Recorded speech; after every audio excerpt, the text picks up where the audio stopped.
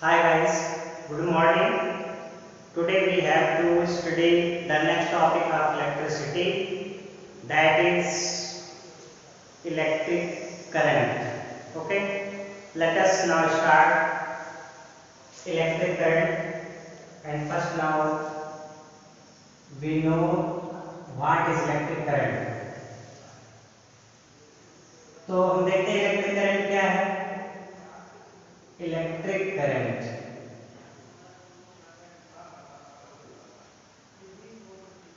Electric current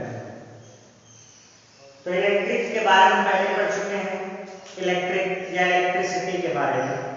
electric specially हम ये कह सकते हैं चार्ज से रिलेटेड ये वर्ड होगा, क्योंकि इलेक्ट्रिसिटी को हमने पढ़ा था कि जब हम चार्ज को मूव कराते हैं तो वही क्या कहलाता है, इलेक्ट्रिसिटी.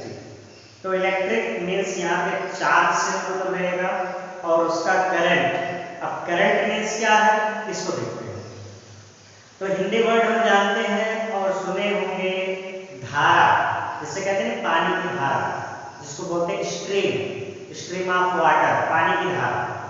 पानी की धारा कब होती है, ये चीज हम देखते हैं. जैसे वाटर जो है, पानी जो है, जब वो ये मान से ड्रॉप में वो नीचे गिर रही है, ड्रॉप लेट्स उसकी छोटी छोटी बूंदे के रूप में, कभी एक फिर थोड़ी देर बाद एक फिर थोड़ी देर बाद, इस तरह से.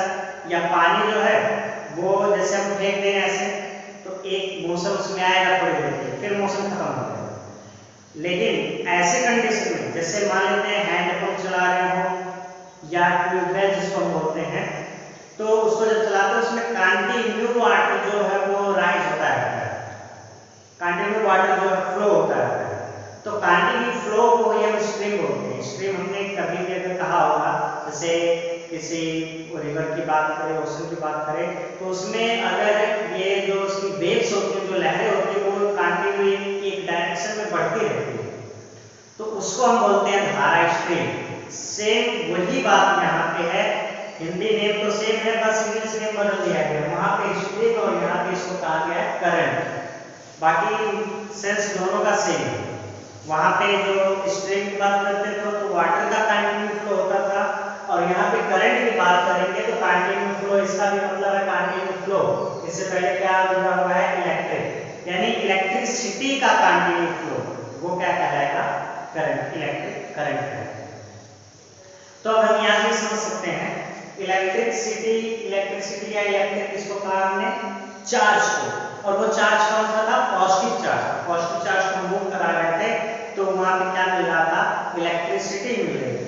उसी पॉजिटिव चार्ज के कंटिन्यू फ्लो जब हम उसका करा दें तो वही कहलाना शुरू कर देता है क्या चीज, इलेक्ट्रिक करंट. तो हम इलेक्ट्रिक करंट को यहाँ पे डिफाइन कर सकते हैं, the rate of continue flow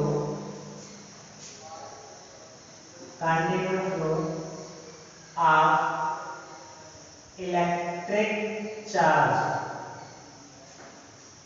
electric charge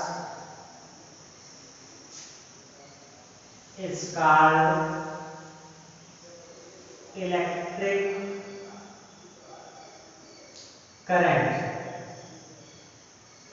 तो ये हो जाता है इलेक्ट्रिक करंट. क्या, the rate of continue flow of electric charge is called electric current. मतलब इलेक्ट्रिक चार्ज जो है उसका कंटिन्यू फ्लो, लगातार फ्लो होना चाहिए. और उसके साथ साथ क्या है, रेट का मतलब है, हमने पिछले वीडियो में इसके बारे में थोड़ा सा जिक्र किया था कि रेट मतलब क्या होता है कि टाइम टू टाइम, पर सेकेंड, पर मिनट, ऐसी चीज.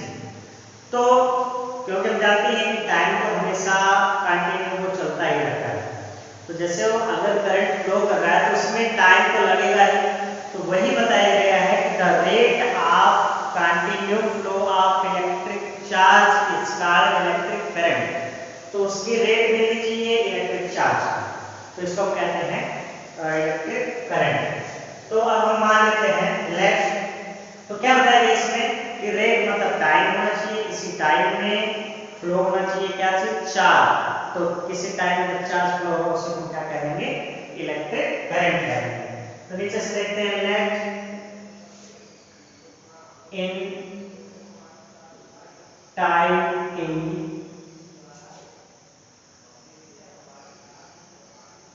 Charge Q flow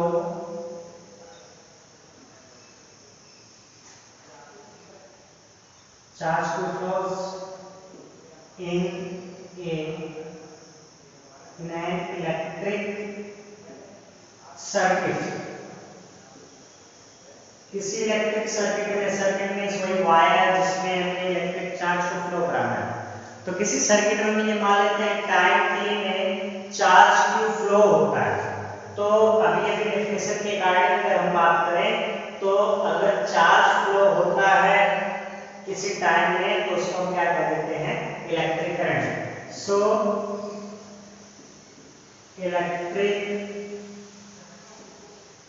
current equal to क्या बताएगा rate. Rate means per time, time per upon हो जाएगा रेट मींस। और क्या चीज होना चाहिए चार्ज फ्लो होना चाहिए। चार्ज ऊपर लिखेंगे चार्ज। इलेक्ट्रिक करंट को हम I से इंडिकेट करते हैं, हमारे कैपिटल दोनों I से। चार्ज को हम Q से इंडिकेट कर देते हैं और टाइम को T से। ये फार्मूला बन जाता है इलेक्ट्रिक करंट का I = Q/T। ये फार्मूला बन जाता है। और फार्मूला जब हमें मिल जाता है तो हमने बताया था अगर कोई क्वांटिटी है तो उस क्वांटिटी की कोई ना कोई यूनिट होती है। तो अगर इसके यूनिट की बात करें यूनिट ऑफ इलेक्ट्रिक करंट यहां देख लेते हैं unit of electric current. Unit of electric current equal to हो जाएगा यूनिट ऑफ चार्ज,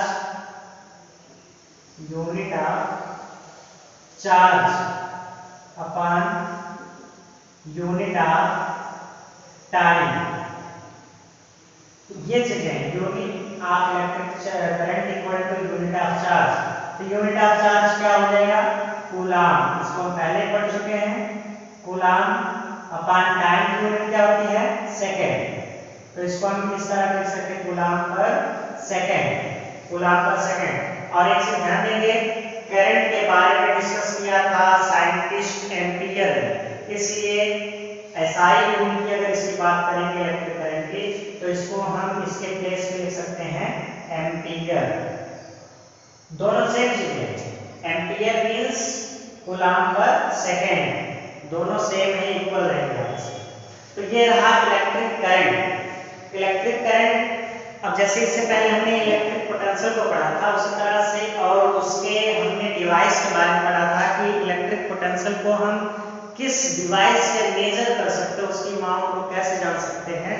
सेम उसी तरह इसमें देखेंगे इसकी अमाउंट को अगर हमें कैलकुलेट करना होगा कि किसी सर्किट में कितना करंट फ्लो हो रहा है तो उसके लिए हम एक डिवाइस का यूज करते हैं और उस डिवाइस का नाम देते हैं अमीटर। जैसे उसमें था वोल्ट मीटर, यहाँ पे आ जाएगा अमीटर। तो अमीटर को देख लेते हैं, थोड़ा सा इसके बारे में जान लेते हैं अमीटर क्या है। अमीटर, अमीटर ये एक टाइप का डिवाइस है, a device which measures the amount of electric current. एक ऐसी डिवाइस है जो इलेक्ट्रिक करंट के अमाउंट को मेजर कर सकती है, माप सकती है, उसको हम कहते हैं अमीटर। तो चाहो तो उसको लिख सकते हैं सभी लोग, a device which can measure the amount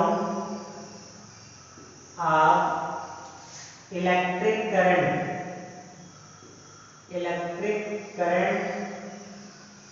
is called ammeter. ये अमीटर एक ऐसा डिवाइस जो इलेक्ट्रिक करंट को मेजर कर सकता है, उस डिवाइस को हम कहेंगे अमीटर। अमीटर के जो स्ट्रक्चर के बारे में बात करें तो अमीटर जो होता है कुछ इसी वे का बना होता है। यहाँ पे बीच में ये लिख देते हैं या पॉइंटर्स में ये ऐड करेंगे। देखिए एक चीज है, हमने वोल्ट मीटर बनाया था, उसमें भी इसी तरह का सर्किट हमने सर्किट के साथ जोड़ा था एक स्ट्रक्चर। हम अमीटर बना रहे हैं तभी जोड़ रहे हैं। वैसे ये जो जोड़ने का काम करें इसको बोलते हैं गैल्वेनोमीटर। गैल्वेनोमीटर को जब हम इसको कनेक्ट करते हैं तो कनेक्ट करने के वे से, उसके तरीके से मालूम होता है कि ये क्या है, कौन सा डिवाइस बनता है। वहां पर हमने वोल्टमीटर बनाने के लिए गैल्वेनोमीटर को हमने किससे कनेक्ट किया था, किस वे में, पैरेलल, तो वो बन गया वोल्टमीटर। और यहाँ पर उसका अपोजिट करेंगे, इसको हम सीरीज में कनेक्ट करेंगे। गैल्वेनोमीटर मतलब होता है धारा मापी, यानी करंट को मेजर करना। वहाँ पे वोल्टमीटर में करंट को मेजर करने वाला जो होता है वो वोल्टमीटर कहलाता है, और यहाँ पे वही चीज अमीटर कहलाता है। दोनों को एक ही नाम देते हैं, गैल्वेनोमीटर। और गैल्वेनोमीटर को कनेक्ट करने का जो मेथड है, उस मेथड से इनका नाम अलग अलग हो जाता है। जब हम इस गैल्वेनोमीटर को सर्किट के साथ पैरेलल में कनेक्ट करते हैं तो वहाँ वो वोल्टमीटर कहलाता है, और जब हम इसको सीरीज में किसी सर्किट के साथ कनेक्ट करते हैं तो यहाँ पे ये अमीटर कहलाना शुरू कर देता है। बाकी स्ट्रक्चर सबका सेम है, और डिफरेंस अभी थोड़ा सा ज्ञान देखेंगे। ये सर्किट मान लेते हैं ऐसे, ये सर्किट को इसी तरह से हम इसके साथ सीरीज में कनेक्ट कर देते हैं। ओके, तो ये चीज जो है इसको हम कनेक्ट कर देते हैं, ये सीरीज में दोनों। ये हमारा जो हो गया सर्किट, वायर जिसमें हमें करंट को फ्लो कराना है, और जिसमें करंट फ्लो कर रहा है उसमें करंट को मेजर करने के लिए हम अमीटर को कनेक्ट कर देते हैं, गैल्वेनोमीटर को। तो ये पूरा सिस्टम कहलाने लगता है अमीटर। अब ये अमीटर जो है प्रॉपर्टी उसी की तरह से, जैसे वोल्टमीटर में जो प्रॉपर्टी उसकी बताई गई थी, इसी तरह से यहाँ भी दो प्रॉपर्टी। क्या? पहला तो ये है कि अमीटर को फाउंड करने के लिए, ये डिवाइस बनाने के लिए जो ये गैल्वेनोमीटर होता है, इसको हम किस में कनेक्ट करते हैं, सीरीज में।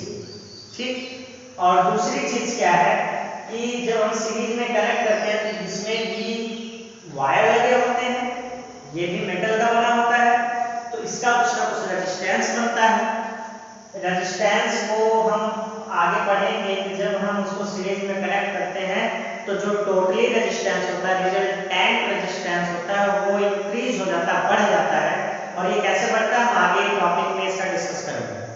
तो अब हमें इस बात को केवल यहाँ पे ध्यान देना है कि अगर हम सीरीज में कनेक्ट करते हैं तो ओवरऑल जो रेजिस्टेंस होगा वो बढ़ जाएगा, कुछ सर्किट का और कुछ जो है इस डिवाइस का, मीटर का। तो इसके लिए, और जब ये बढ़ जाएगा तो करंट हमारा जो है वो पूरी तरह से जितना करंट एक्चुअली होना चाहिए उससे लो हो जाएगा, कम हो जाएगा, डिस्ट्रॉय होता रहेगा। तो इसके लिए हम इस वे से ऐसा कुछ इसमें प्लान करते हैं कि जो रिजल्टेंट रेजिस्टेंस है वो बहुत ज्यादा ना हो पाए। इसके लिए क्या करना होगा कि ये जो अमीटर है, इस डिवाइस का जो रेजिस्टेंस होता है वो बहुत लो टाइप का रेजिस्टेंस लगाते हैं, बहुत लो टाइप का लगाते हैं, जिससे कि इसका ओवरऑल बहुत ज्यादा बढ़ना है। तो दोनों में ये डिफरेंस इतना है। क्वेश्चन इन्हीं पे बनते हैं ये छोटे छोटे, जो कनेक्ट करने का और रेजिस्टेंस। तो वोल्टमीटर में पैरेलल में कनेक्ट करते हैं, और जो वोल्टमीटर का जो रेजिस्टेंस होता है वो बहुत हाई रेजिस्टेंस होता है। और इसमें एमीटर बनाने के लिए इसको हम किस वे में कनेक्ट करते हैं, सीरीज में। और दूसरी चीज, ये जो अमीटर है इसका रेजिस्टेंस बहुत ही लो होना चाहिए, बहुत कम होना चाहिए। ये चीज है अमीटर के बारे में बात है। अमीटर के साथ अब इसमें एक क्वेश्चन बनता है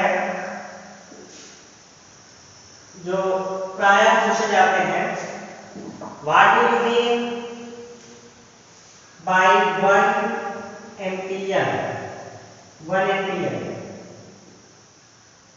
1 एम्पियर का क्या मतलब है? ऐसी चीज। तो 1 एम्पियर का मतलब होना चाहिए, एम्पियर क्या चीज पहले इसको जाने। एम्पियर एक एसआई यूनिट है जिसकी है करंट की, और 1 एम्पियर और 2 एम्पियर जो होता है वो अगर फार्मूलिक यूनिट की बात करें तो ये किसके इक्वल होता है, कूलाम पर सेकेंड के। अब कूलाम पर सेकेंड से एम्पियर बन जाता है, उसको उसकी वैल्यू कितनी होनी चाहिए, 1। तो 1 लाने के लिए हमें क्या करना होगा, जैसे हम जानते हैं करंट की यूनिट है तो करंट इक्वल टू 1 लाने के लिए हमें क्या करना होगा, जैसे या तो जैसा हो सकता है 2 कूलाम 2 सेकेंड, तब भी 1 आएगा। लेकिन एक चीज है, एक्चुअली सिंपली हम जो है एक छोटी सी वैल्यू लेके करते हैं, क्योंकि 2 दोनों होना चाहिए, 3 दोनों होना चाहिए, 4 दोनों होना चाहिए, तब 1 आएगा ऐसा। तो वो कुछ भी हो सकता है, लेकिन हम सिंपली जब कुछ भी हो सकता है तो हम कुछ भी को लेने का मतलब 1 ले लेते हैं। कि मान लेते हैं किसी सर्किट में 1 कूलम का चार्ज जो है 1 सेकंड तक फ्लो होता है, 1 कूलम का चार्ज 1 सेकंड तक फ्लो होगा, तो इसकी वैल्यू क्या आएगी 1 coulomb per second, 1 coulomb per second ऐसे। तो ये 1 कूलम का चार्ज 1 सेकंड में फ्लो होगा 1 कूलम पर सेकंड, और कूलम पर सेकंड को अभी हमने यूनिट में लिखा था, कूलम पर सेकंड को क्या कह सकते हैं एम्पियर। तो ये डिफाइन इस तरह हम कर सकते हैं 1 एम्पियर को, क्या when 1 coulomb charge is flown in the circuit for 1 second. अगर हम 1 सेकंड के लिए किसी सर्किट में 1 कूलम का चार्ज फ्लो कराते हैं तो उसकी वैल्यू क्या होती है 1 एम्पियर। इसी को हम कहते हैं 1 एम्पियर। तो 1 एम्पियर को इसी तरह डिफाइन कर सकते हैं, when 1 coulomb charge flows in A circuit for 1 second. लिख लीजिएगा आप, when 1 coulomb charge flows in a circuit for 1 second, then the electric current is 1 ampere। कि जब हम 1 कूलम के चार्ज को 1 सेकेंड के लिए फ्लो कराते हैं किसी सर्किट में, तो जो इलेक्ट्रिक करंट हमें रिसीव होता है वो कितना होता है 1 एम्पियर। ये चीज फिलहाल आप लोग लिख सकते हैं इसको। अभी देखिए जो पीछे हमने वोल्ट मीटर के बारे में बताया था, उसमें भी ऐसा क्वेश्चन पूछ सकता है कि what do you mean by 1 volt meter. ठीक, तो 1 वोल्ट मीटर का मतलब क्या समझेंगे आप, 1 वोल्ट मीटर 1 वोल्ट या 1 वोल्टेज की बात करें तो V = W/2 था जूल पर कूलम। तो जूल पर कूलम से ये कंडीशन में भी कि when we do 1 joule work to transfer या displace a charge from one point to another point, then the electric potential is 1 volt। तो सेम वही काम हम कर सकते हैं, फार्मूले के अकॉर्डिंग उसमें कौन कौन सी क्वांटिटी होती है। तो ये हो गया 1 एम्पियर की बात। ओके, अब इसमें हम कुछ एग्जांपल न्यूमेरिकल टाइप में समझ लेते हैं कि किस तरह के इस बेस पे हम क्वेश्चन को सॉल्व करते हैं, किस टाइप के क्वेश्चन आते हैं और उसको हम सॉल्व करते हैं। तो देखते हैं क्वेश्चन को। तो ये हमारा question, an electric bulb draws a current up to 0.25 ampere for 20 minutes, calculate the amount of charge. ऐसे कुछ क्वेश्चन आते रहेंगे इसमें। तो इस क्वेश्चन को देखते हैं सॉल्व कैसे करेंगे हम। इसके सॉल्यूशन की बात करें तो किसी भी, जैसे जब भी साइंस में हमारा कोई न्यूमेरिकल आता है, कोई क्वेश्चंस आते हैं, तो इसके लिए हमें पहले उन क्वांटिटीज को लिख लेना चाहिए जो इसमें दी गई हो। तो क्या क्या क्वांटिटीज दी गई हैं, एक है करंट, दूसरा क्या है मिनट टाइम, और थर्ड क्या है चार्ज। 3 चीजें इसमें है। तो जो क्वांटिटीज दी गई हैं उनको पहले लिख लेते हैं। तो क्या दिया गया इलेक्ट्रिक करंट, करंट को हम इंडिकेट करते हैं किससे, I से, I = 0.25 एम्पियर, ये एम्पियर का साइन। उसके बाद बताया गया फॉर 20 मिनट, इसमें जो टाइम लग रहा है वो है 20 मिनट्स का, और हमें फाइंड क्या करना है, calculate the amount of charge. Charge means Q को हमें फाइंड करना है। तो एक चीज ध्यान रहे, हमें इसका बेसिक फॉर्म के फार्मूले को याद रखना है, और उस समय जो उसकी यूनिट लिखी जाती है उस यूनिट को याद रखना है कि कौन कौन सी यूनिट यूज होती है।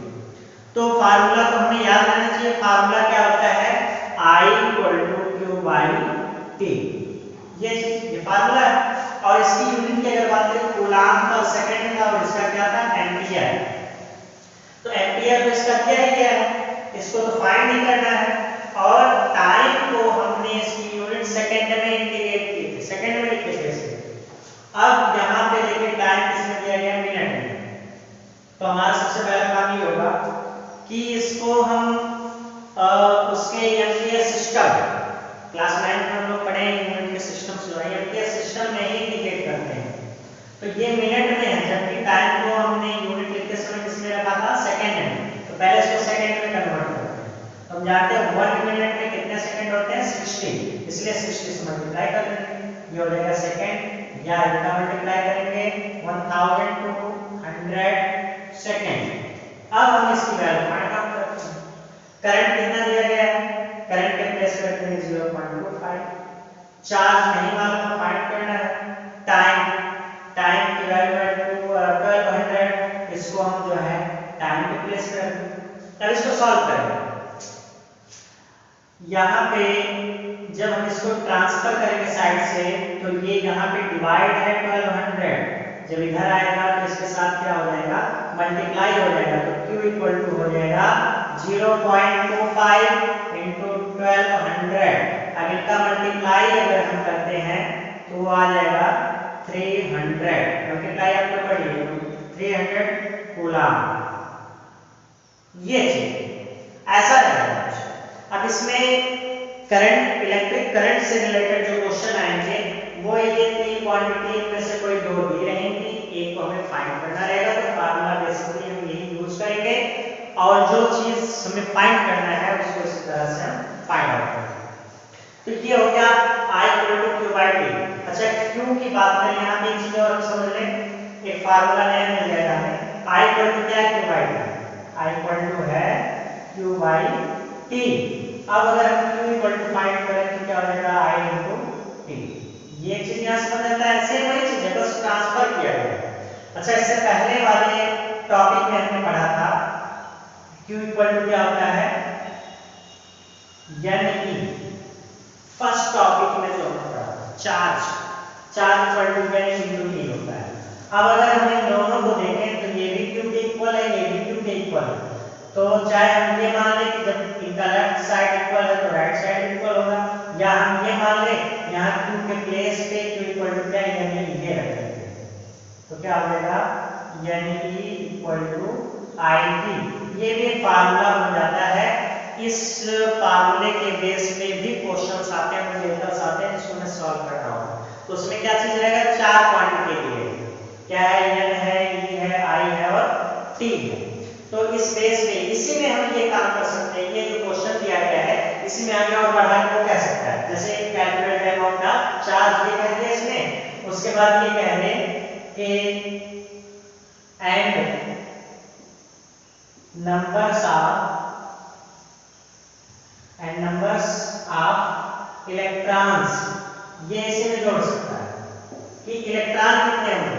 तो इस क्वेश्चन के लिए तब हम इसका यूज करेंगे यहाँ क्या, कि हमारे पास n number of electron n को फाइंड करना है, और E की वैल्यू होती है 1.6 × 10⁻−19, ये बताया था हमने, फिक्स इसकी वैल्यू होती है, और उसके बाद I की वैल्यू इस क्वेश्चन में दिया गया है 0.25 इंटू टाइम दिया गया है 20 मिनट्स, और मिनट्स को सेकंड में हम करेंगे तो क्या हो जाएगा 1200। इसकी वैल्यू यहाँ पे हमने देखा था क्या था, यानी 1.6 × 10⁻−19 इक्वल टू 300, या n इक्वल टू हो जाएगा 300 अपॉन 1.6 × 10⁻19। अब इसको हम कैलकुलेट अगर करते हैं तो ये डेसिमल हटाने के लिए 10 को नीचे मल्टीप्लाई कर दें, 3000 अपॉन 16, और ये -19 पावर इसकी है, जब इसको ऊपर ले जाते हैं तो पावर का साइन चेंज हो जाता है, +19 हो जाएगा। अब 16 से इसमें डिवाइड कर देते हैं, 300 में 16 से डिवाइड करेंगे तो देखते हैं कितना आता है, 16 × 16 140, यहाँ डिवाइड कर लेते हैं, देखो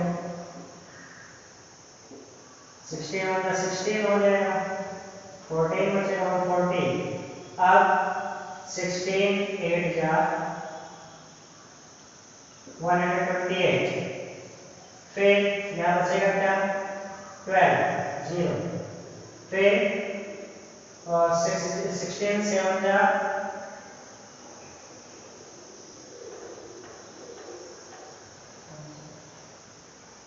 112, यहाँ बचेगा क्या 8